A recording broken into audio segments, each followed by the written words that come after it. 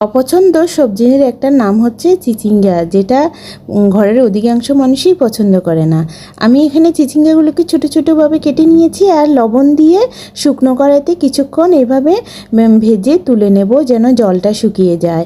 এখানে লোটে শুটকি ধুয়ে কড়াইতে দিয়ে একটু ভাজা ভাজা করে সাইডে রেখে তার মধ্যে দিয়ে দেব রসুন কুচি, পেঁয়াজ কুচি। রসুন কুচি, পেঁয়াজ কুচিটা কিছুক্ষণ ভাজা ভাজা করে তার মধ্যে শুটকিগুলো একসাথে মিশিয়ে কিছুক্ষণ নাড়াচাড়া করে নেব। এই সবজিটা কিন্তু আমরা শসিন্দ বলি, আবার অনেকে বলে দুধকুশি। আপনারা কোন জায়গায় কী নামে বলেন সেটা অবশ্যই কমেন্ট করে জানাবেন। এখন দিয়ে দিচ্ছি স্বাদ মতো লবণ, হলুদ গুঁড়ো, মরিচ গুঁড়ো আর কাঁচামরিচ আর সিদ্ধ করা কাঁঠালের বিচি দিয়ে খুব ভালোভাবে এই শুটকি কাঁঠালের বিচি একেবারে ভাজা ভাজা করে নেব। এরপর দিয়ে দিব এই চিচিঙ্গাগুলো দিয়ে আমি আরও কিছুক্ষণ নেড়ে চেড়ে একেবারে ঢেকে ঢেকে চিচিঙ্গাগুলো সম্পূর্ণ সেদ্ধ করে নেব।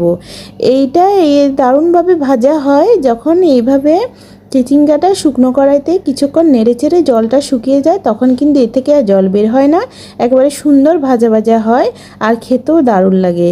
এখন কাঁঠালি বিচি আর শুটকি আর এইভাবে চিচিঙ্গা একবারে ভাজা ভাজা করে নামিয়ে নিয়েছি। গরম ভাতে খেতে কিন্তু দারুণ লেগেছিল।